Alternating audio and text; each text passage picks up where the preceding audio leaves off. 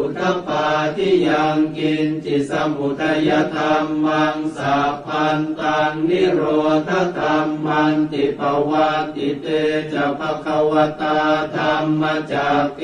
ภูมิมาเทวาสัทธมโนสาเวสุงเอตัมภควตาภาลานสิยังอิสิปตเนมิคทาเยอนุตตรังธรรมจักกังปวัตติตังอาปฏิวัติยังสมณเณรวาพรหมเณรวาเอเว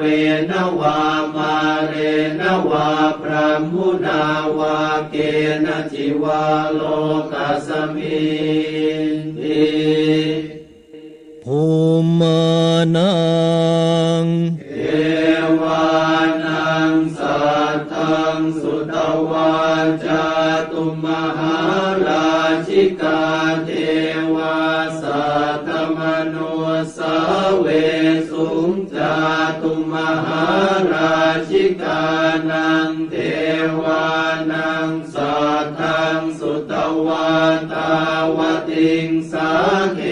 วาสัทธมโนสาเวสุงตาวติงสานังเทวานังสัทธังสุตวายามาเทวาสัทธมโนสาเวสุงยามานังเทวานังสัทธังสุตวาตุสิตาเทวาสัทธมโนสาเวสุงตุสิตานังเทวานังสัทธังสุตวานิมมานรติเทวาสัทธมโนสาเวสุงนิมมานรตินังเทวานังสัทธังสุตวาปรนิมมิตวสวัตติเทวาสัทธมโนสาเวสุงปรนิมมิตวสวัตตินังเทวานังสัทธังสุตวาพรหมกายิกาเทวาสัทธมโนสาเวสุงเอตัมภควตาภารานสิยังอิสิปตเนมิคทาเยอนุตตรังธรรมจักกังปวัตติตังอาปฏิวัติยังสมณเณรวาพรหมเณรวาเทเวนวามาเรนวาพรหมุนาวาเกณจิวาโลกัสมิติอิติหเตนะคะเนนะเตนะโมโหเตนะยาวะพรหมโลกาสัตโตอาภูคาจิอายัญจัตสสหัสสีโลกธาตุสังกัมปิสัมปะกัมปิสัมปะเว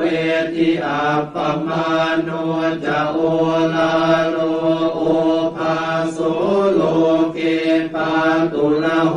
สิอติกัมเมวะเทวานังเทวานุภาวังอัตโขภควาอุทานังอุทานเนสิอัญญาสิวัตโพโกนทันโยอัญญาสิวัตโพโกนทันโยติติทังอายสมโตโกนทันยาสอัญญาโกนทันโยตเววนามังอาโหสิติ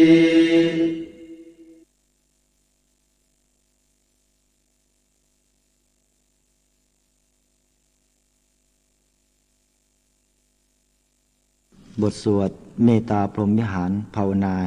โดยย่อเอวัมเมสุตังเอกังสัมมายังภควาสาวัตติยังวิหารติเชตวเนอนาถปิณฑิกาสอาราเมตัตตระโคภควาภิกขุอา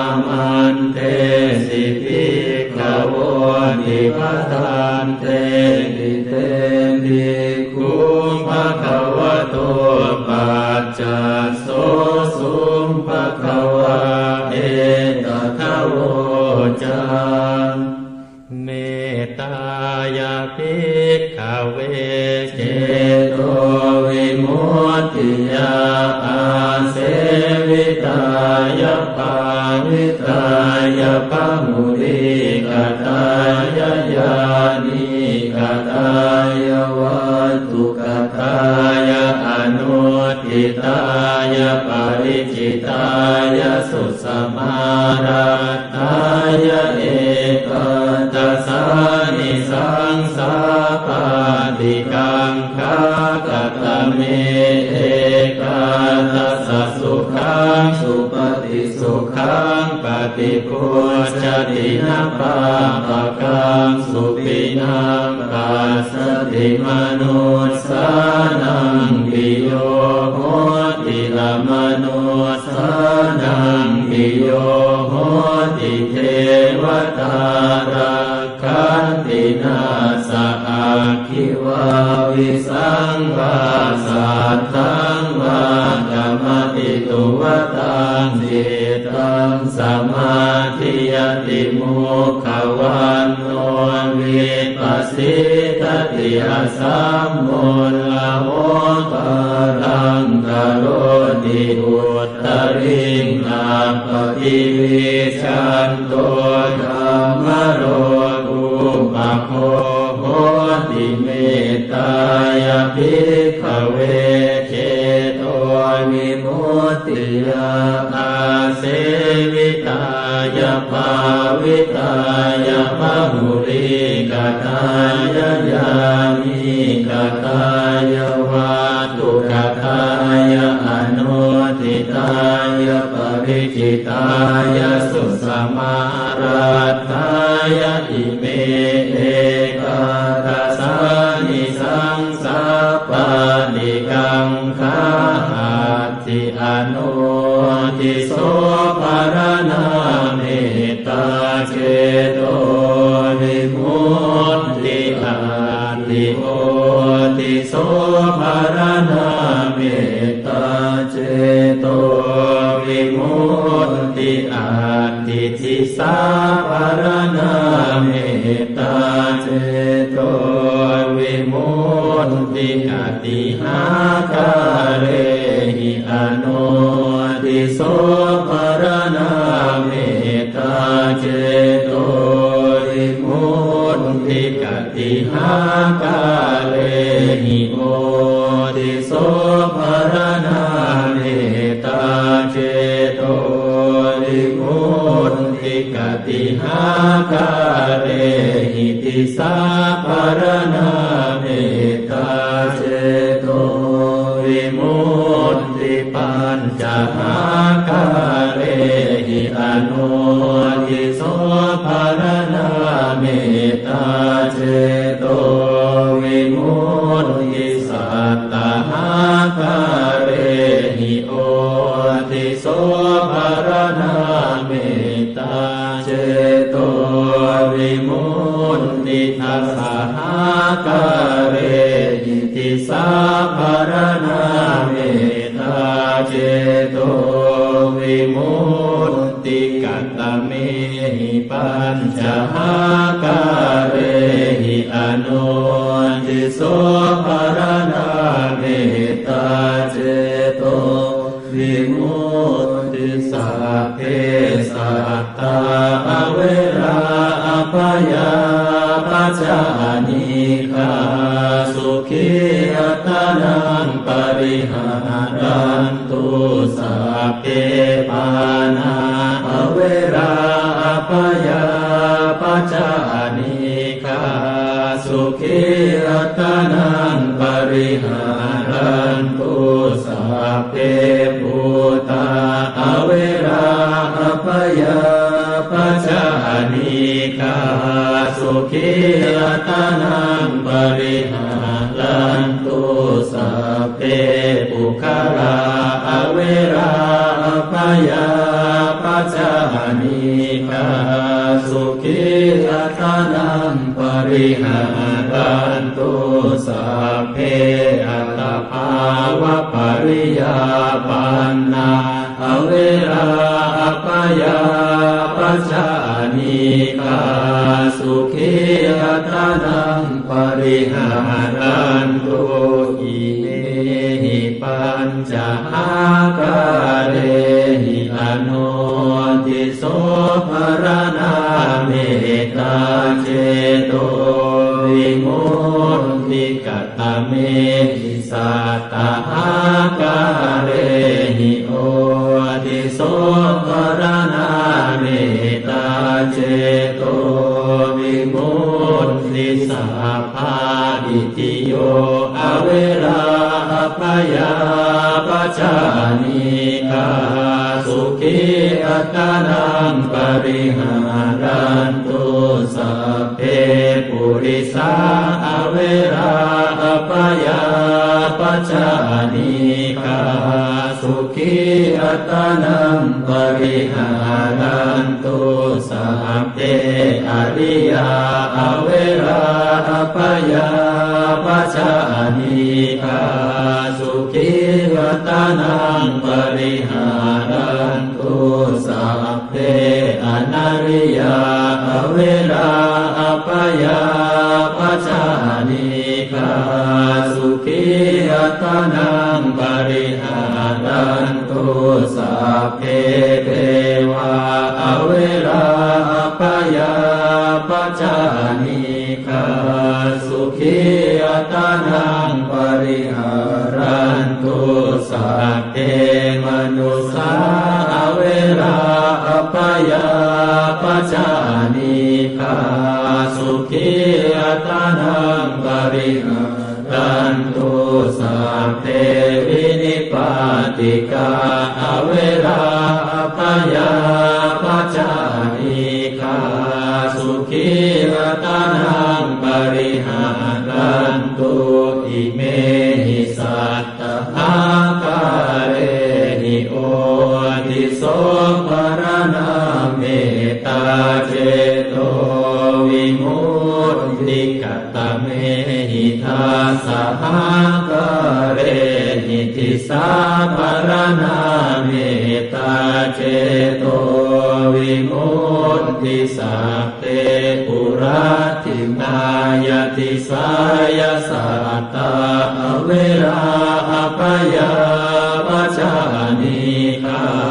สุขีอัตนังปริหารันตุสัพเพ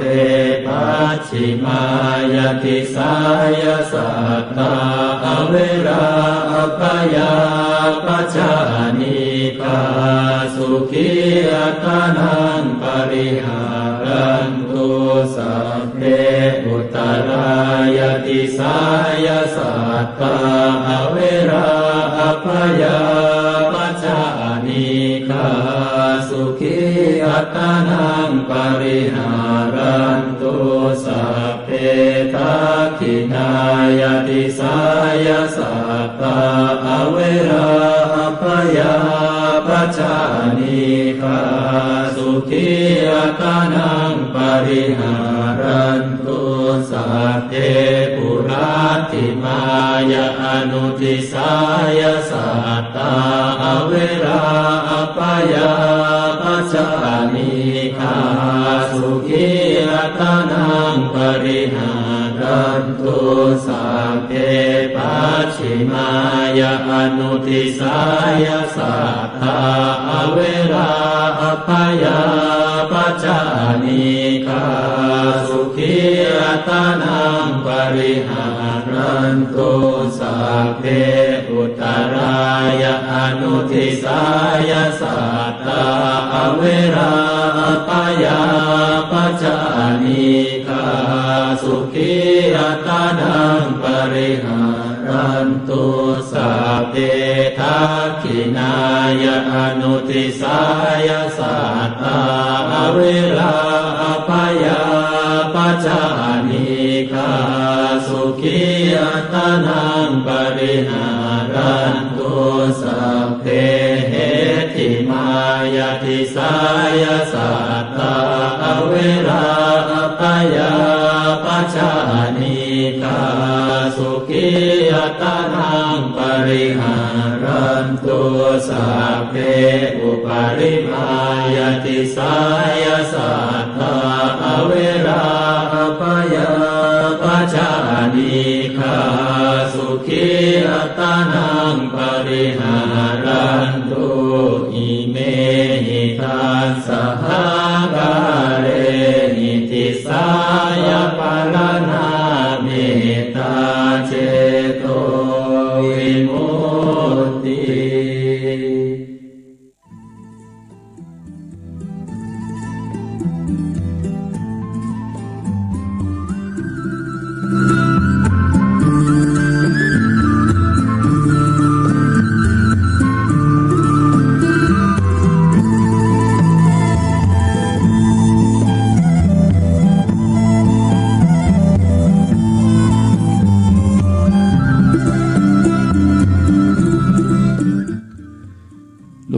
เจ้า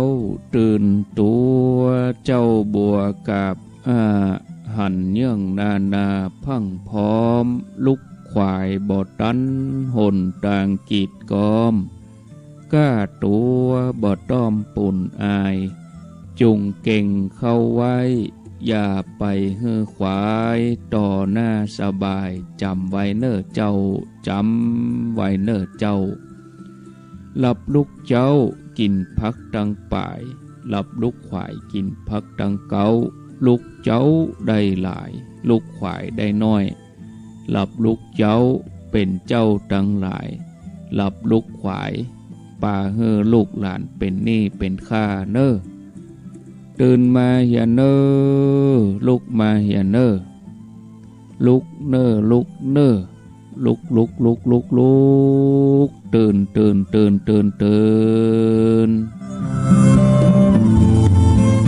นได้แล้วลุกได้แล้วญาติโยมท่านทั้งหลายอรุณสวัสดิ์ธรรมะสวัสดีสวัสดียามเจ้าศรัทธาญาติโยมท่านผู้ฟังยินดีต้อนรับเข้าสู่รุ่งอรุณวันใหม่ปะกันเจ้านี้เป็นเจ้าของวันการวันอังคารที่3เดือนสิงหาคมพุทธศักราช2564วันนี้เป็นวันเดือน10เหนือแหม10ค่ำพร่ำว่าเป็นวันอังคารขณะนี้เวลาตี5 กึ่งตี5:30 นาทีต่อไปเชิญทุกท่านได้รับฟังรายการธรรมาภิวัตรช่วงที่2ดำเนินรายการโดยท่านสาธิตธีระปัญโยสถาบันธรรมาภิวัตรอำเภอแม่เมาะจังหวัดลำปางสัญญาณท่านพร้อมแล้วขอนิมนต์เลยครับนิมนต์ครับครับผมสาธุชนท่านผู้ฟังทุกคนทุกท่านมาเจอกันในช่วงที่2ของรายการธรรมาภิวัตรอันเป็นรายการวิทยุเพื่อการเผยแผ่พระพุทธศาสนาส่งเสริมการศึกษาและพัฒนาสังคมรายการนี้รับผิดชอบโดยอาตมาภาพพระสาธิตธีระปัญโยผู้อำนวยการสถาบันธรรมาภิวัตรสถาบันเพื่อเผยแผ่พระพุทธศาสนาส่งเสริมการศึกษาและพัฒนาสังคมรายการนี้มีทุกวันอังคารใน2ช่วงเวลาคือตี 4จนถึงตี 5แล้วก็6โมงถึง7โมงในช่วงเวลาตี 5จนถึง6โมงนั้นเว้นว่างไว้ให้ญาติโยมทั้งหลายได้สวดมนต์เจริญภาวนากันในช่วงโอกาสเช้าๆแบบนี้นะฮะในช่วงที่2ของรายการนี้ท่านผู้ฟังอยู่ในบรรยากาศของมงคล38อยู่นะฮะแล้วก็ในช่วงท้ายของรายการก็จะได้เปิดสายให้ท่านผู้ฟังที่ฟังอยู่ทางบ้านได้โทรเข้ามาร่วมบูร่วมเอ่ยกันได้โทรเข้ามาร่วมแสดงความคิดความเห็นกันอันในช่วงอาทิตย์ที่แล้วท่านผู้ฟังได้เอ่ยกันถึงเรื่องเทียนเข้าพรรษาว่าปีนี้มี9คนเอาเทียนมาตานบ่มีไผเอาหลอดไฟบ่มีไผเอาโซลาร์เซลล์ซึ่งที่วัดเนี่ยใช้โซลาร์เซลล์ 100% ท่านผู้ฟัง ทั้งระบบของไฟแสงสว่างไฟชาร์จแบตโทรศัพท์ไฟใช้กับโน้ตบุ๊กใช้ไฟโซลาร์เซลล์ทั้งหมดเลยก็อู้เอ่ยกันไปในช่วงอาทิตย์ที่แล้วเผอิญว่าในวิทยุก็มีญาติโยมที่ติดตามรับฟังอยู่เพื่อนก็บอกว่าโอ้โยมจะทำบุญกันพอดีมีอยู่น้อยนึงจะโอนไปให้พระอาจารย์ได้ไปซื้ออันสปอตไลท์โซลาร์เซลล์หรือว่าอุปกรณ์เกี่ยวกับไฟโซลาร์เซลล์เนี้ยมาใช้กับสถาบันต้องอนุโมทนาบุญด้วยกับคุณโยมนะ ที่ติดตามรับฟังได้ยินโอ้เอ่ยกันอย่างกันก็ได้ร่วมบุญกันตัวนะฮะก็มีเห็นคนหนึ่งคือคุณโยมสุระซึ่งก็อยู่ในจังหวัดลำปางเนี่ยแต่ไม่ได้ติดตามรับฟังทาง YouTube เนาะย้อนหลังเพิ่นก็ได้ยินได้ฟังอยู่ก็ซื้อหลอดไฟโซลาร์เซลล์มาตามแต่ว่าเป็นหลอดไฟอันที่ใช้กับไฟฟ้ากระแสลักเอามาทดลองพอวันนั้นก็มาได้บอกว่าเดี๋ยวผมเอาไปคืนร้านก่อน แล้วก็เดี๋ยวจะซื้อมาใหม่ให้พระอาจารย์ได้ใจกันอย่างกันที่มันลุปุปังกันไปเป็นอะไรสำรองก็ได้ลูกนะถ้ามันนั้นยังไม่ได้ใจเตื้อนะนี่ต้องอนุโมทนาบุญที่จริงการถวายเทียนนี่มันก็มีธรรมะหลายอย่างนะอันแรกก็เป็นการให้แสงสว่างด้วยเพราะว่าในยุคสมัยพุทธกาลเนี่ยมันมีไฟฟ้าใช้เพิ่นก็ใช้เทียนมาส่องพอกหนังสือหนังหามาเดินจงกรมเอามานั่งสมาธิให้มันเป็นแสงสว่างนะอันที่สองก็เป็นอานิสงส์เมื่อพระได้ห้ามได้เฮียนได้ศึกษาปฏิบัติธรรมคนที่เอาเทียนมาตามเนี่ยก็ได้อานิสงส์ไปด้วยนะเป็นคนที่มีแสงสว่างเป็นคนที่มีปัญญาแต่มันหนึ่งเป็นคติธรรมท่านผู้ฟังที่มันซ่อนหรือว่าแฝงเร้นอยู่กับเทียนอย่างที่เพิ่นบอกว่าเปลวเทียนมาลายแท่งเทียนเพื่อส่องแสงอันอำไพชีวิตคนมาลายไปเหลือสิ่งใดไว้ตอบแทนเปลวเทียนมาลายแท่งเทียนเพื่อส่องแสงอันอำไพชีวิตคนมาลายไปเหลือสิ่งใดไว้ตอบแทนเฮาจุดเทียนเทียนก็ไม่ตัวเก่าแต่ท่ามกลางการไม่ตัวเก่าเนี่ยมันก็ให้แสงสว่างขึ้นบนโลกนั่นหมายความว่ามีแสงสว่างเมื่อใดเนี่ยจากเทียนเนี่ยนะแสดงว่าเทียนนั้นก็จะต้องหมดไปชีวิตของเทียนนี่ก็ให้ประโยชน์ให้คุณค่าแล้วก็ให้ความหมายแก่โลกคือให้แสงสว่างเผาตัวเก่าจนต่อมอดไหม้ไปโดยให้แสงสว่างก็มาเปรียบเทียบกับคนว่าเขาเกิดขึ้นบนโลกนี้ใช้ทรัพยากรนักหนาจารีก็จะเลี้ยงจนใหญ่เนี่ยเนาะกินข้าวไปหูบ่ฮู้จักกี่กระสอบ น้ำไปบ่ฮู้จักกี่ขวดกี่แก้วหมูเสี่ยงไปตัวใดบ่ฮู้เนาะไก่เสี่ยงไปตัวใดบ่ฮู้นะผักไม้ใส่เครือเสี่ยงไปตัวใดบ่ฮู้ก็จะใหญ่มาเมื่อกี้แต่ว่าเฮาได้เนี่ยอย่างให้มันเป็นประโยชน์แก่โลกพ้องเฮาเกื้อกูลอย่างให้กับโลกพ้องเฮาสร้างคุณูปการอย่างใดให้กับโลกพ้องนะมันสำคัญเตียนมันก็สอนให้เฮาระลึกนึกถึงเรื่องนี้ท่านผู้ฟังว่าเฮาเกิดขึ้นเฮาตั้งอยู่แถมน้อยหนึ่งเฮาก็ดับไปเหมือนกับเตียนที่มันเสี่ยงเตียนไปแล้วมันไม่ตัวเตียนมันไม่ใช่เตียนไปแล้วมันก็จะดับจะหมดไปเพราะชีวิตเฮานั้นเกิดขึ้นเพื่อมุ่งไปสู่ความตายเกิดขึ้นเพื่อมุ่งไปสู่ความแก่ชราค่ำคร่าเกิดขึ้นเพื่อมุ่งไปสู่เชิงตะกอนทีนี้ระหว่างที่อยู่เนี่ยท่ามกลางความเป็นอยู่เนี่ยเท่าที่มีชีวิตอยู่เท่าที่ร่างกายแข็งแรงเท่าที่เป็นไปได้นี่เฮาได้เนี่ยอะไรอย่างมันเป็นประโยชน์ต่อพี่น้องพักหรือว่าโลกนี้พ่องนะมันก็กระตุ้นให้เฮานั่นได้ให้ตานเจริญภาวนารักษาศีล แล้วก็เจริญภาวนาให้นักขึ้นเพราะว่าชีวิตเราเนี่ยมันบ่แน่บ่นอนเหมือนกับเตียนเนี่ยบางอันก็สั้นบางอันก็ยาวเตียนสั้นก็ตายเร็วตายในวัยหนุ่ม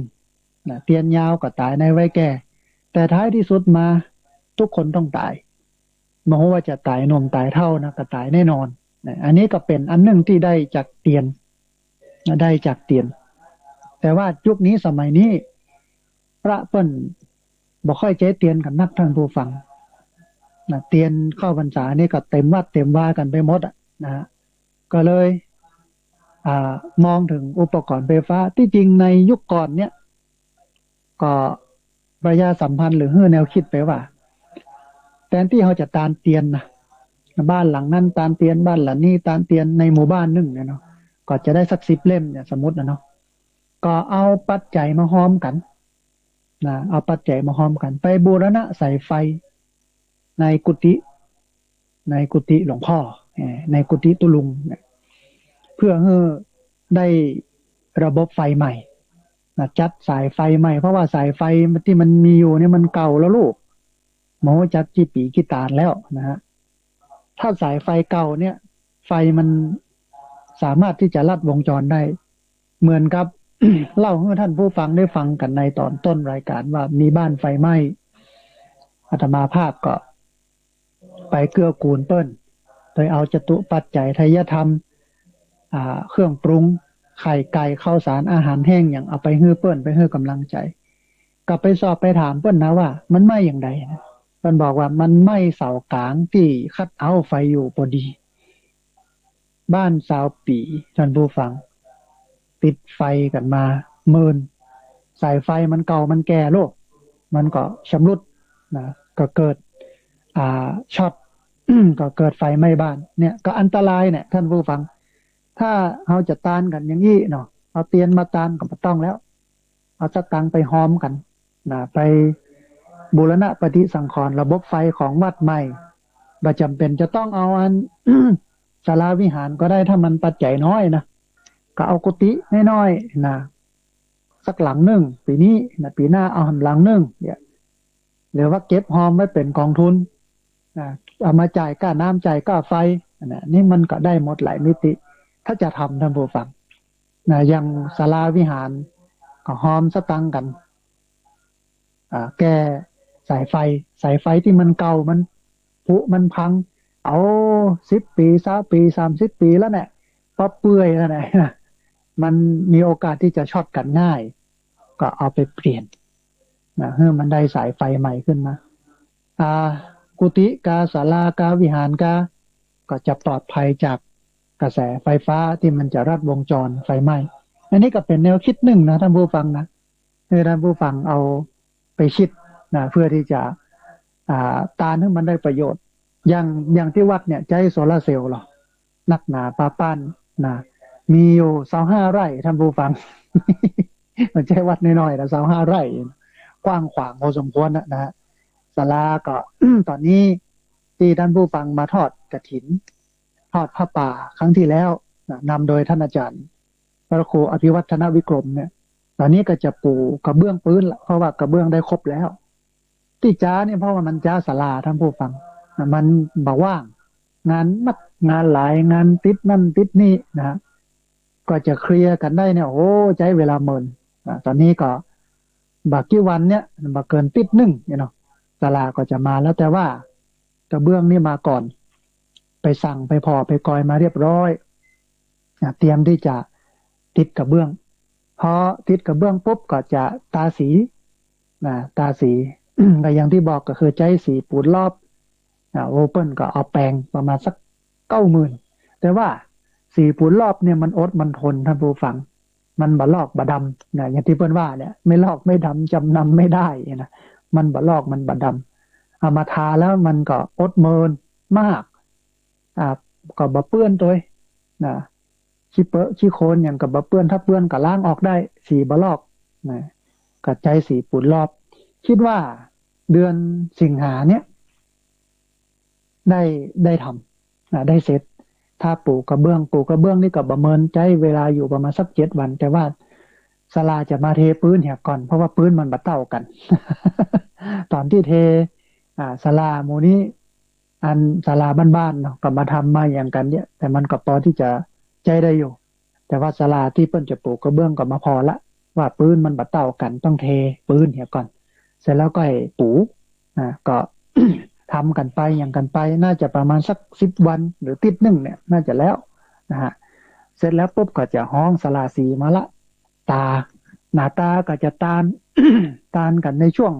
โควิดเนี่ยนะตานน้อย ฉลองน้อยอาคารกับหลังใหญ่เนอะนะ6 เมตรคูณ20 เมตรนะก็ใหญ่พอสมควรใช้งบประมาณก็หลายหมื่นหลายแสนอยู่6-7 แสนนะฮะประมาณนั้น ก็เป็นดีเป็นงามท่านผู้ฟังอันนี้ก็แจ้งให้ท่านผู้ฟังทั้งหลายได้ทราบถึงความเป็นมาเป็นไปที่ญาติโยมได้มาร่วมกินร่วมทานที่ได้มาร่วมทำบุญก็น่าเป็นที่น่าเสียดายนะญาติโยมก็ไม่ได้มาในงานสะเก้าดำหัวพระนักจัดรายการวิทยุครูบาอาจารย์พระนักจัดรายการวิทยุในช่วงเดือนเมษามานะก็สถานการณ์โควิดเนี่ยมันทำให้บีบรัดมาทำให้สามารถที่จะไปไหนมาไหนนักได้นะงานที่ไหนตั้งใดคนนักคนหลายก็บ่ได้ก็บ่ได้มาสักกรรมเป็นที่น่าเสียดายแต่คิดว่าสักวันหนึ่งคงมีโอกาสได้ไปได้มาหูมาหันได้มาชื่นชมยินดีที่ญาติโยมได้สละทรัพย์สินเงินทองมาสร้างมาแปลงที่พักสงฆ์สถาบันธรรมาภิวัตรก่อนในช่วงก่อนช่วงแล้วญาติโยมมาตานก็ได้ศาลาได้ติได้ตางได้อย่างกันนักกับพี่น้องเครือข่ายสถานีวิทยุคลื่นสีขาวเพื่อชาวประชานี้ต้องอนุโมทนาบุญด้วยญาติโยมแต่ช่วงนี้ญาติโยมก็ลำบากเพราะว่าเศรษฐกิจบ่ดีในเรื่องของโรคระบาดนี้มันทำให้ลำบากเขาก็กินก็ตานเต้าที่กินได้ตานได้แล้วบ่ฮื้อเดือดร้อนตัวเก่าแล้วบ่ฮื้อเบียดเบียนตัวเก่าเนาะเอาหมอกเมื่อมันได้กินได้ตานหมอกเล็กๆน้อยๆที่หั่นที่นี่ก็พอที่จะอยู่ได้นะฮะเอาละท่านผู้ฟังมาถึงมงคล38ประการในช่วงที่2ของรายการซึ่งจะได้มามาให้ท่านผู้ฟังทั้งหลายได้ฟังกันนะการมงคลข้อที่8ท่านผู้ฟังก็คือ10ปัญจการมีศิลปะการมีศิลปะนี่ก็เป็นมงคลอย่างที่ที่ไปนะไม่ว่าจะเป็นนั้นเรื่องของพาหุสัจจะการเป็นพหูสูตรการเป็นคนที่หูเยอะหูนักก็เป็นมงคลนะการอัตตะสัมมาปณิทิจะการตั้งตนไว้ชอบก็เป็นมงคลพาบุพเพจักตะบุญญาตาเป็นผู้มีบุญวาสนามาก่อนก็เป็นมงคลนะปฏิรูปเทสวาโสจะ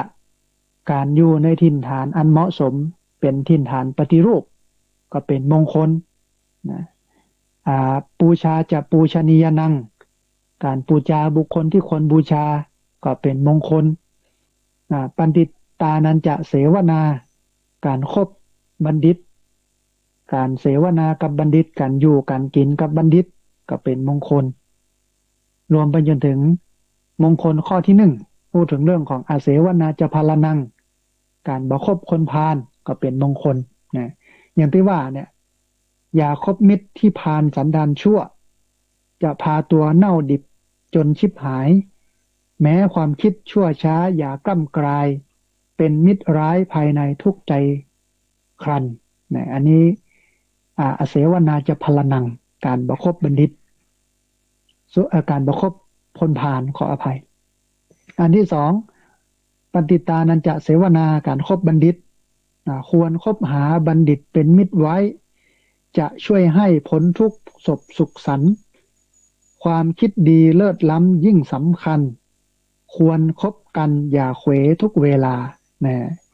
อันที่3นี้เป็นปูชาจะปูชนียานังการบูชาบุคคลที่ควรบูชาควรบูชาไตรรัตน์ขัตติเยศผู้วิเศษก่อเกื้อเหนือเกษาครูอาจารย์เจดีที่สักกา ควร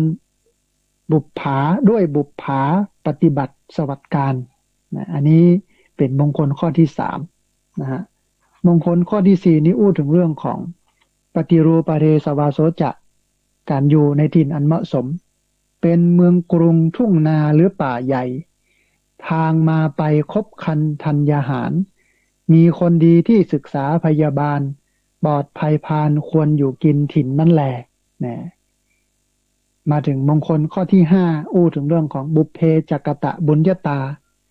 การเป็นคนที่ได้เคยทำบุญสั่งสมบุญมาก่อนในอดีตชาติเนาะหรือในชาตินี้แต่เมินมาแล้วเนาะเพิ่นบอกว่ากุศลบุญคุณล้ำเคยทำไว้จะส่งให้เสวยเด่นเช่นดวงแขทั้งทรัพยศไมตรีมีเย็นแดเพราะกระแสบุญเลิศประเสริฐนักนะอันนี้เป็นมงคลข้อที่5มงคลข้อที่6เนี่ยอู้ถึงเรื่องของอัตตสัมมาปณิทิจะ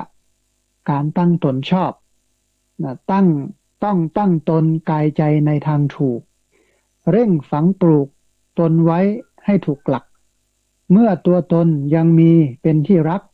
ควรพิทักษ์ให้งามตามเวลา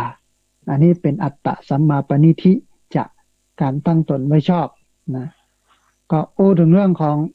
พาหุสัจจะการเป็นพหูสูตรนะการสนใจไขว่คว้าหาความรู้ให้เป็นผู้แก่เรียนเพียรศึกษามีศีลดีสติมั่นเกิดปัญญาย่อมนำพาตัวรอดเป็นยอดดีนะทีนี้มาถึงมงคลข้อที่8ท่านผู้ฟังที่เราจะอู้เอ่ยกันต่อไปเนี่ยเพิ่นบอกว่า10ปัญจศิลปะตัวอย่างทางอาชีพควรเร่งรีบเรียนรู้ชูศักดิ์ศรีมีบางคนจนอับกลับมั่งมีฉลาดดีมีศีลหากินพอในมงคลข้อนี้ก็คือมงคลข้อที่8 10ปัญจเนี่ยอันเบื้องแรกได้อู้เอ่ยกันถึงเรื่องของการอยากเป็นคนมีศิลปะซึ่งควรต้องฝึกให้มีคุณสมบัติ4ข้อดังต่อไปนี้ให้เกิดขึ้นมีขึ้นในชีวิตเราอันแรกนะมีศรัทธาในความงดงามของสิ่งต่างๆนะคือหันความงดงามในสิ่งของในภาพในวัตถุอย่างต่างๆหันว่ามันเป็นของดีของงามควรที่จะปรุงจะแต่งเอามาสรรสร้างให้มันเป็นศิลปะนะฮะอันที่2เนี่ยมันสังเกตแล้วก็พิจารณามันสังเกตแล้วก็พิจารณาพอกอยพินิจพิเคราะห์พิจารณาเมื่อหันถึงเนื้อแท้ตัวแท้ของสิ่งที่มันปรากฏขึ้นที่มันเป็นอยู่ที่มันเป็นไปอันที่3เนี่ยก็คือมีความปราณีตอารมณ์ละเอียดอ่อนมีอารมณ์สุนทรีละเอียดอ่อนกับสิ่งของต่างๆกับวัตถุต่างๆนะฮะอันที่4เนี่ยเป็นคนสุขุมมีความคิดสร้างสรรค์4ข้อนี้ท่านผู้ฟังเป็นคุณสมบัตินะเป็นองค์ประกอบเนาะของคนที่อยากจะเป็นศิลปินเป็นองค์ประกอบของคนที่อยากเป็นคนมีศิลปะต้องมี4อย่างนี้คือมีความศรัทธาในความงามของสิ่งของต่างๆต้องหมั่นสังเกตนะพิจารณาอันการสังเกตนี่ก็สำคัญนะมันเป็นเบื้องต้น เพิ่นฮ้องว่าเป็นเบื้องต้นของการเรียนรู้การสังเกตนี่นะเป็นเบื้องต้นของการเรียนรู้อันสมัยตะก่อนเนี่ยมันมีเพิ่นฮ้องว่าโรงเรียนแก้จนอยู่ที่อำเภอแม่เมาะก่อสร้างกระแปลงเมื่อคนนั้นมีอาชีพโดยการแปลงชิงช้าจากไม้สักนะการแปลงชิงช้าจากไม้สักมีละอ่อนที่ไปเรียนในอำเภอแม่เมาะ มันก็ขี่รถไก่ไปไก่มานะก็เลยถามมันว่าอันขี่รถไก่ไปไก่มาเนี่ยสังเกตหันโรงเรียนแก้จนก่อนนะอ๋อครับหันอยู่นี่เนาะเปิ้นเนี่ยอย่างก็ถามมันว่าเปิ้นเนี่ยอย่างโรงเรียนนั้นโรงเรียนก็เอาไว้สอนคนนะกะ อ่อนก็ตอบนะเอาไว้สอนคนนะที่แท้ก็เป็นที่ให้คนมาฝึกทำศิลปะก็คือทำเรื่องของเก้าอี้ที่เกิดจากไม้สักนะมันก็ตอบสวดไปสวดมาเนาะนะแสดงว่ามันมาสังเกตแต่คือถ้ามันสังเกตแต่เนี่ยมันจะหูละนะก็เลยให้กันบ้านมันบอกว่าอันถ้ากำนี้ กายไปกายมาเนี่ยก็แวะพอกันเนอะว่ามันเนี่ยอย่างกันท่านเนาะมันก็แวะพอแต่เสร็จแล้วก็มาบอกว่าเป็นที่เนี่ยอันชิงช้าจากไม้ซักเนี่ยนะอันนี้ก็คือการสังเกตสังกาเป็นคุณสมบัติเบื้องต้นแต่ท่านผู้ฟังของการเป็นคนที่มีความรู้สังเกตคนสังเกตรถสังเกตลาสังเกตสถานที่อันมันเมื่อเราได้รู้ถึงชัยภูมิล่ะที่ออกที่เข้าที่ไหนเป็นที่อยู่ที่กินที่นั่นที่นี้เป็นศาลาเป็นวิหารนั่นนี่สังเกตอย่างถึงวันเนี้ยตอนเจ้าก็จะเดินพอกอยวัดบาว่าอย่างขาดตกบกพร่องอย่างเช่นวันนี้ก็หันละอันหลอดไฟ2หลอดซึ่งเป็นหลอดโซลาร์เซลล์เนี่ยมันมัวแสดงว่ามันหมดอายุการใช้งานเนี่ยเดี๋ยวก็จะใช้ละอ่อนใช้ขยมที่อยู่ในวัดนั่นก็เอาไปเปลี่ยนเนี่ยสังเกตเนาะสังเกตพอน้ำมันยศมันอย่างห้องน้ำห้องตาที่ไหนอย่างใดนะสะอาดสะอ้านก่อหญ้าขึ้นก่อใส่ยางรวมไปจนถึงนั้นต่อมันหัวก่อเนี่ยไปสังเกตสังกาก็มีข่าวเนาะวัดวาอารามเสี่ยงก้าน้ำนักหนาจารีปรากฏว่าต่อมันหัวเนี่ยเราก็ต้องไปพอไปกอยนะสังเกตสังกาสายฟืนสายไฟมันเก่ามันใหม่หลอดไฟมันขาดกาอย่างกากับพอในวัดในว่านี่คือการสังเกตนะแล้วก็มีความประณีตอารมณ์ละเอียดอ่อนลึกซึ้งนะแล้วก็เป็นคนสุขุมนี่คือคุณสมบัติหรือว่าอยากเป็นคนที่มีศิลปะเนี่ยก็จะต้อง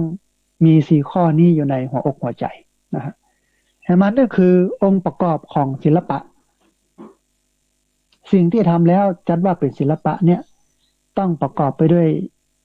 องค์ประกอบ6อย่าง6ประการข้อแรกเลยคือทำด้วยความประณีตอย่างที่มันเป็นของประณีตนะทำด้วยจิตวิญญาณทำด้วยฝีไม้ลายมือเนี่ยนี่คือศิลปะอลังการงานสร้างหรือบล็อกคอกแคกก็ตามเถอะแต่ทำด้วยความประณีตใส่ใจมันทำด้วยจิตใจตั้งมั่นคือถ้าไปอยู่ในโลกของการทำงานศิลปะแล้วเนี่ยจิตมันก็จะตั้งมั่นอยู่กับสิ่งนั้นมันทำให้เกิดความประณีตอันที่สองทำให้สิ่งของต่างๆมีคุณค่าสูงขึ้นอย่างหญ้าพระเนี่ยจากที่ดินธรรมดาเอามาปั้มเป็นพระเอาไปเผาผ่านพิธีกรรมปลุกเสกแค่น้อยนึงเนี่ยนะก็เป็นของที่มีคุณค่าเหรียญต่างๆพระต่างๆก็เป็นของที่มีคุณค่าไม้อยู่บ่ได้เนี่ยเหี้ยเคลอะเนาะถ้าคนที่บ่มีแววเป็นศิลปะก็บ่ฮู้บานอย่างซะอย่างแต่คนที่มีแววเป็นศิลปะเพิ่นก็เอาไม้นั้นเนี่ยมาแกะสลักให้เป็นโฮบเป็นห้างอะไรอย่างต่างๆขึ้นมาก็งามมันสร้างคุณค่าให้สูงขึ้นดอกไม้อันก็อยู่หั่นแต่ถ้าเอามาจัดมาแต่งมันก็มีคุณค่าสูงขึ้นนี่เป็นคุณค่าที่เกิดจากศิลปะมันสร้างสรรค์ขึ้นมานะฮะอันที่3ทำแล้วส่งเสริมให้เกิดความคิดสร้างสรรค์ทำให้เกิดความคิดสร้างสรรค์สรรสร้างสิ่งที่มันมีคุณค่าให้มันมีคุณค่าขึ้นให้มันด้อยราคาให้มันมีราคาขึ้นที่เป็นไปบ่ได้ที่มันเป็นของงานบริคิกคอกบ่ล็อกก็แก๊กน้อยๆเล็กๆดูบ่มีกล้าศิลป์อะไรหยังก็เอามาเนี่ยศิลปะเกยหันนะท่านผู้ฟังละอ่อนอันที่มันเอาอันกระสอบปุ๋ยกาเอามาตัดเป็นชุดเนี่ยกระสอบป่านกาเอามาเนี่ยเป็นชุดเป็นนั่นเป็นนี้เป็นแฟชั่นเนี่ยเนาะเพราะนี่ก็เกิดจากความคิดสร้างสรรค์นะอันที่4ทำแล้ว บ่ทำให้กามกำเริบทำแล้วบอกทำให้กามกำเริบบ่เกิดความกำเริบเสบสารของกามการเปิ้นฮ้องว่าเกิดความใคร่นะใคร่ในกามเนี่ยนะบ่เกิดอันที่ห้าทำแล้วบ่ทำให้เกิดความคิดพยาบาทกำเริบบ่เกิดความพยาบาทแต่จิตใจสุขสงบอยู่กับงานศิลปะนะอยู่ในศิลปะจิตวิญญาณก็ตกหลุมศิลปะอยู่หั่นนะฮะอันที่6ท่านผู้ฟังทำแล้วบ่ทำให้เกิดความเบียดเบียนกำเริบนะ6อย่างนี้เป็นองค์ประกอบของศิลปะถ้ามี6อย่างนี้ที่ได้บรรจงได้สรรสร้างได้คิดได้ทำขึ้นมาทุกอย่างถ้ามันมีองค์ประกอบ6อย่างนี้อยู่ในตัวของมันเนี่ยมันก็ถือว่างานนั้นเป็นงานศิลปะเกิดขึ้นเป็นศิลปะนะฮะทีนี้ผู้เอ่ยกันถึงเรื่องของคุณสมบัติของผู้สามารถมีศิลปะว่าคนที่สามารถจะมีศิลปะเนี่ยจะต้องมีธรรมะดังต่อไปนี้ซึ่งมีอยู่5ข้อนะอันแรกต้องเป็นคนที่มีศรัทธามีความเชื่อมั่นในสิ่งที่จะทำว่าเป็นสิ่งที่ดีแท้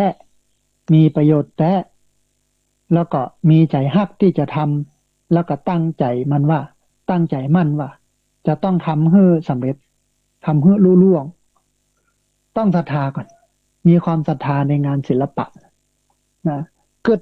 พูดถึงศิลปะนี่ก็ทำเมื่อเกิดถึงอาจารย์เฉลิมชัยนะเพิ่นมีศรัทธาที่วัดร่องขุ่นเชียงรายเพิ่นมีศรัทธามีความมุ่งมั่นสร้างวัดธรรมดาเนี่ยล็อกก๊อกแก๊กเนี่ยคือเป็นวัดที่ยิ่งใหญ่ผู้คนไปมาหาสู่ไปพอไปกอยกันนักหนาจารีอะนะส่วนมโหเต้าใดเป็นเต้าใดอ่ะนะฮะสะอาดสะอ้านเป็นระบบระเบียบจัดวางอย่างเป็นพังเป็นแบบนะอันนี้คือเกิดจากศรัทธามีความศรัทธาอันที่2บ่เป็นคนขี้โรคท่านผู้ฟังรู้จักระวังสุขภาพของตัวเก่าด้วยนะดูแลสุขภาพตัวเก่าส่วนใหญ่นี่คนที่มีศิลปะอยู่ในหัวใจนี่สุมาเตอร์ท่านผู้ฟังเป็นคนที่มักเหล้า เป็นคนชอบดื่มนะอันนี้ก็ทำลายสุขภาพเนาะทำให้เกิดโรคเกิดภัยนะถ้างดได้เว้นได้นี่ดีมากเลยนะอันที่3บ่เป็นคนขี้โม้ขี้คุยเพราะว่าคนโอ้อวดบ่มีไผอยากจะสอนนะบ่มีไผอยากแนะนำคนพวกนี้เนี่ยมัวแต่อวดมัวแต่คุยนะจนบ่มีเวลาฝึกปรือฝีมือตัวเก่าเพราะฉะนั้นคนที่มีศิลปะอยู่ในหัวใจมันเป็นหนึ่งในคุณสมบัติของคนที่มีศิลปะก็คือบ่เป็นคนขี้โม้ขี้คุยบ่เป็นคนขี้อู้ขี้คุยอันที่4บ่เป็นคนขี้ค้านมีความมานะภาคเพียรอดทนพยายามเพราะว่าการสร้างงานศิลปะแต่ละอย่างแต่ละชิ้นแต่ละอันเนี่ยมันเป็นเรื่องที่ยากมากใช้เวลาเพราะว่ามันละเอียดมันประณีตกว่าจะได้ออกมาเป็นชิ้นเป็นอันเป็นอย่างนี่นะเพราะนั้นต้องเป็นคนที่ขยันหมั่นเพียรเป็นคนมุ่งมานะเป็นคนที่อดทนสูงกับการผลิตงานศิลปะออกมาแต่มันนึงคือเป็นคนมีปัญญารู้จักพิจารณารู้จักช่างสังเกตในตัวของคนที่มีศิลปะเนี่ยจะมีคุณสมบัติอันนึงคือเป็นคนช่างสังเกตได้หันถึงการเปลี่ยนแปลงของธรรมชาติได้หันถึงผู้คนได้หันถึงอะไรอย่างต่างๆมันก็เกิดจินตนาการมันก็เกิดความคิดสร้างสรรค์ขึ้นมาไปสร้างสรรค์สิ่งที่บ่มีคุณค่าบ่มีราคาขึ้นมาให้มันเป็นของที่มันมีคุณค่าเป็นของที่มันมีราคา5ข้อนี้ท่านผู้ฟังเป็นคุณสมบัติของผู้มีศิลปะทีนี้มาเอ่ยกันถึงเรื่องของอานิสงส์ของการมีศิลปะซึ่งมีอยู่6ข้อท่านผู้ฟัง ข้อแรกการคนที่อยู่กับศิลปะเนี่ยคนที่ทำศิลปะเนี่ยมันจะเนี่ยคนคนนั้นเนี่ยมีความสามารถเด่นกว่าคนอื่นนะเด่นกว่าคนอื่นเพราะว่าเป็นคนที่มีศิลปะแล้วมันเป็นศิลปะเฉพาะตัวมันบ่สามารถจะลอกเลียนแบบกันได้เรื่องการวาดการเขียนการปั้นเรื่องการถ่ายรูปนะเรื่องการออกแบบแฟชั่นเนี่ยนี่โมนี้เป็นศิลปะทั้งหมดมันเป็นจุดเด่นของตัวเก่านะมันเป็นตัวเด่นแล้วอ่อนก็ยังอี้เราทำบูฟังคนไหนที่เก่งศิลปะคนไหนที่วาดที่เขียนคนไหนที่นั่นที่นี่ก็เอาความสามารถเนี้ยไปประกอบกับการสอบเข้าเรียนหนังสือในโรงเรียนต่างๆที่เปิดรับอย่างเขาอยู่บ้านนอกคอกนาอีกอะแต่เก่งศิลปะก็สามารถที่จะเอาความเป็นคนเก่งศิลปะเนี้ยไปเข้าเรียนโรงเรียนในเวียงที่มันดีๆมันดังๆได้นะอันนี้อันแรกแล้วก็จะโดดเด่นเนอะท่านผู้ฟังเนอะเพราะว่ามีศิลปะเนี่ยเลี้ยงตัวเก่านะอันที่สองนี้ทำให้สามารถเลี้ยงตัวเก่าได้เพราะงานศิลปะนี่มันเป็นสินค้าผลิตออกมาก็ได้ค้าได้ขายวาดรูปแกะสลักถ่ายรูปถ่ายภาพรูปวาดรูปหนึ่งเนี่ยโอ้แปลงนะสำหรับอันนักศิลปะที่มีชื่อมีเสียงเลยนะเปิ้นแปลงนะฮะอันกึดจะฮอด ที่มหาวิทยาลัยเชียงใหม่นำโดยคณะบดีคณะวิจิตรศิลป์เปิ้นมาเนี่ยรูปวาดที่พักสงฆ์สถาบันธรรมาภิวัตน์เนี่ยติดวิหารตะท่านเนี่ยเปิ้นใช้เวลาเมินมากในการศึกษาเรียนรู้รายละเอียดต่างๆเรียนรู้คำสอนต้องไปเรียนรู้ก่อนนะเพราะว่ารูปที่ฮื้อวาดเนี่ยเป็นรูปปฏิจจสมุปบาทของทิเบตท่านผู้ฟังเป็นรูปเหมือนกับลาหู เป็นวงกลมมีช่องต่างๆเกิดขึ้นมาก็ให้เปิ้นได้เรียนรู้เวลาเรียนรู้อยู่หลายเดือนไปศึกษาเรียนรู้พอก้อยรายละเอียดอย่างต่างๆคำสอนแต่ละกรรมแต่ละอย่างอวิชชาสังขารอย่างโมเนี้ยนะฮะวิญญาณนามรูปเนี่ยให้เปิ้นได้เรียนรู้ได้เข้าใจเมื่อเปิ้นได้เรียนรู้ได้เข้าใจแล้วก็กึดก้อยออกมาเป็นงานศิลปะปรากฏว่าเนี่ยที่มหาวิทยาลัยเชียงใหม่ในห้องช็อปเสร็จแล้วเปิ้นก็เอามาลืบมาติดใช้ผ้าขาวบางเป็นอันอุปกรณ์มันก็ง่ายเนาะเสร็จแล้วก็เอามาติดอยู่เต้าบ่เดียวท่านผู้ฟังราคาบ่ใช่น้อยๆท่านผู้ฟังสอบถามราคาเปิ้นเอาใบอันนั้นมาให้ดูนะใบประเมินใบอย่างต่างๆรายรับรายจ่ายอย่างนี้นะ200,000 กว่าบาท 200,000 ปลาย โอ้ถ้าเป็นเฮานี่จะฮื้อมายะเฮากับยะเราท่านผู้ฟังเนาะมันแพงนะ200,000 กว่าบาท6 บาทเนี่ยนะ200,000นะติดอันวิหารเนี่ยถึงวันเนี้ยนะวันนี้ก็แปลกมันสามารถขายได้ทำให้สามารถเลี้ยงชีวิตได้เลี้ยงชีพได้งานศิลปะเนี่ยไปวาดไปเขียนไปอย่างได้หมดนะแต่มันนั่นคือทำให้เป็นคนฉลาดอย่างสังเกตฉลาดช่างสังเกตมีไหวพริบดีปฏิภาณดีเนี่ยเป็นคนที่มีศิลปะเป็นคนอู้เก่งนะคนที่มีศิลปะเนี่ยนะอู้เก่งอู้เอ่ยเก่งอย่างเก่งนะฮะแต่มันนั่นคือทำให้เป็นคนที่มั่งคั่งสมบูรณ์แน่นอนเพราะว่างานศิลปะเนี่ยมันเลี้ยงตัวเก่าได้เอาไปกล้าไปขายเอาไปประมูลเอาอย่างได้เงินได้ทองนะแต่มันนั่นคือทำให้ได้รับความสุขทั้งในโลกนี้แล้วก็โลกหน้าเพราะว่าเป็นคนสรรสร้างความสุขให้กับคนนะแต่มันนั่นคือทำให้โลกเจริญทั้งด้านวัตถุแล้วก็จิตใจที่จริงเปิ้นบอกว่าภาพวาด1ภาพวาดเนี่ยมันแทนคำอู้เป็นร้อยเป็นพันเป็นหมื่นเป็นแสนนะแต่ไปเทศไปบรรยายไปอบรมสมัยตะก่อนเนาะ1 ชั่วโมง2 ชั่วโมงหรือวันค่ำเนี่ยอู้อย่างเดียว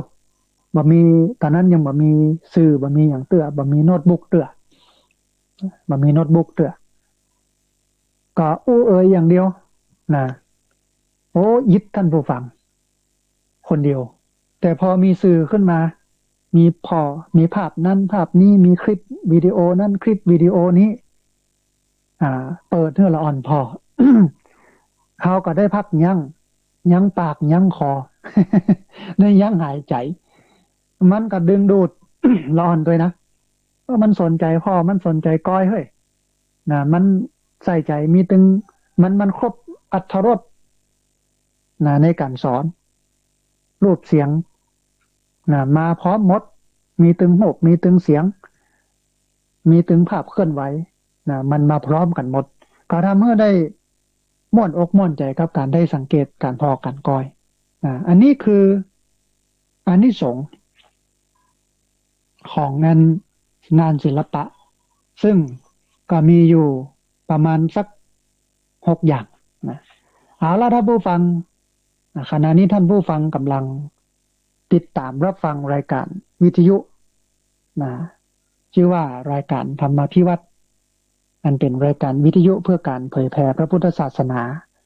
ส่งเสริมการศึกษาและพัฒนาสังคมรายการนี้รับผิดชอบโดยอาตมาภาพพระสาธิตธีระปัญโยผู้อำนวยการสถาบันธรรมาภิวัตน์สถาบันเพื่อเผยแผ่พระพุทธศาสนาส่งเสริมการศึกษาและพัฒนาสังคมตั้งอยู่ณที่พักสงฆ์สถาบันธรรมาภิวัตน์บ้านศพเตินตำบลศพปาดอำเภอแม่เมาะจังหวัดลำปางรายการนี้ออกอากาศทุกวันอังคารใน2ช่วงเวลาคือตี 4จนถึงตี 5 1ช่วงแล้วก็6โมงถึง7โมงแห่งช่วงหนึ่ง นะช่วงนี้เป็นช่วงที่2ของรายการแล้วก็ในช่วงประมาณตี 5ถึง6โมงนั้นก็ยั้งให้กับญาติโยมได้สวดธรรมจักรกับปวัตตนสูตรได้เจริญเมตตาภาวนาสงบจิตสงบใจอยู่กับศีลกินกับธรรมอาตมาภาพก็ถือโอกาสไปเข้าห้องน้ำทำกิจภาระส่วนตัวเคลียร์นั้นเคลียร์นี้ก็มาถึงช่วงประมาณ6โมงถึง7โมงนี่ก็มามาเอ่ยกันในช่วงนี้นะฮะก็สักกำหนึ่งก็จะเปิดสายให้ท่านผู้ฟังที่ฟังอยู่ทางบ้านได้โทรเข้ามาร่วมเอ่ยกันได้โทรเข้ามาร่วมแสดงความเห็นกันแต่ว่าบ่ใจช่วงนี้เตื้อนะรายการนี้นั้นออกอากาศ ผ่านทางสถานีวิทยุคลื่นสีขาวเพื่อชาวประชาซึ่งมีอยู่หลายคลื่นหลายสถานีหลายจังหวัดแล้วก็ออกอากาศผ่านทาง Facebook Live ซึ่งเป็นไลฟ์สดของทางวัดไฝ่หินแล้วก็เอาบันทึกเทปท่านผู้ฟังเอาไปออกผ่านทาง YouTube ของอาตมาภาพพระสาธิตธีระปัญโยใน Facebook ของอาตมาภาพพระสาธิตธีระปัญโยแล้วก็ในเพจของสถาบันธรรมาภิวัตน์ซึ่ง3ช่องทางสุดท้ายต่างหลังนี้ท่านผู้ฟังสามารถไปติดตามรับฟังย้อนหลังไปก๊อปปี้ลิงก์ไปคัดลอกลิงก์ส่งหรือว่าแชร์เอาไปให้กับญาติธรรมทั้งหลายลูกหลานท่านเจ้าพี่น้องทั้งหลายให้ได้ยินได้ฟังกันได้แถมตัวนะฮะนั้นมาถึงมงคล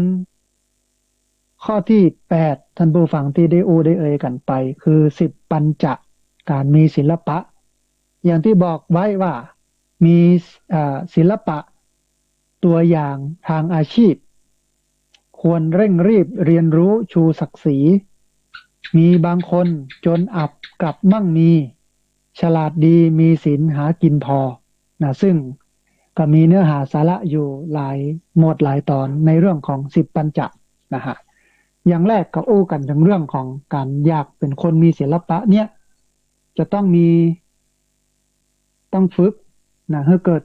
คุณสมบัติเหล่านี้เกิดขึ้นซึ่งก็มีอยู่4ข้อข้อแรกก็คือมีศรัทธาในความงดงามของสิ่งต่างๆให้มีความศรัทธาในความงดงามของสิ่งที่มันเกิดขึ้นในโลกนี้อันที่2คือต้องหมั่นสังเกตแล้วก็หมั่นพิจารณา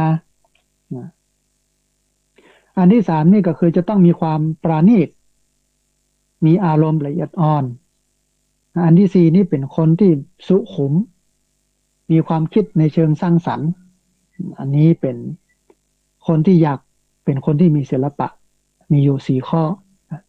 อันที่2องค์ประกอบของศิลปะก็มีอยู่ประมาณสัก6 อย่างหมายความว่าถ้าเนี่ย6 อย่างนี้แล้ว